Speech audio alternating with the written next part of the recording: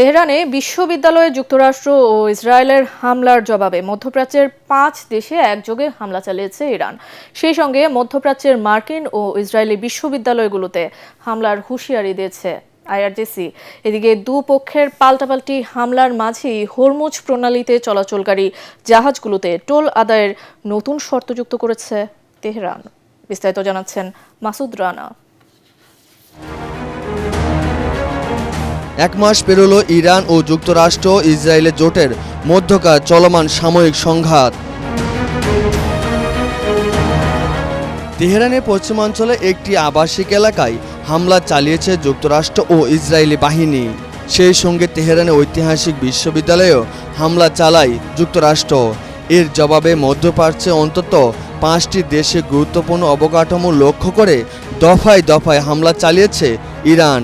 BBC জানান, ইরানের হামলায় বাহরাইনে অ্যালুমিনিয়াম কোম্পানি অ্যালুমিনিয়াম বাহরাইন এবং সংযুক্ত আরব আমিরাতে এমিরেটস গ্লোবাল অ্যালুমিনিয়াম কারখানায় ক্ষতিগ্রস্ত হয়েছে।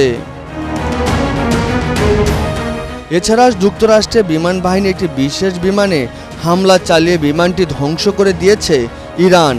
মার্কিনদের কাছে এই বিমান মাত্র 16টি ছিল। বিশেষ রাডার থাকা বিমানটি আগাম সতর্ক দেওয়া ও আকাশ নিয়ন্ত্রণে কাজ করত। গণমাধ্যম ওয়াল স্ট্রিট জার্নালকে এই তথ্য নিশ্চিত করেছেন মার্কিন কর্মকর্তারা।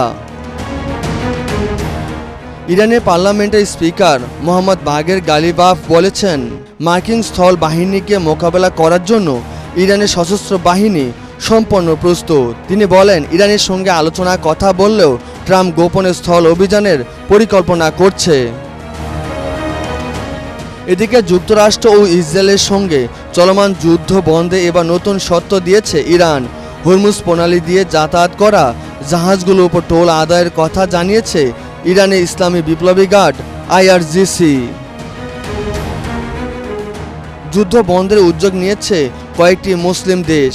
এই লক্ষ্যে পাকিস্তান, তুরস্ক, মিশর ও সৌদি আরবের পররাষ্ট্রমন্ত্রীরা ইসলামাবাদে বৈঠকে বসেছে বলে জানিয়েছেন Al Jazeera. Masud Rana, ATN Bangla.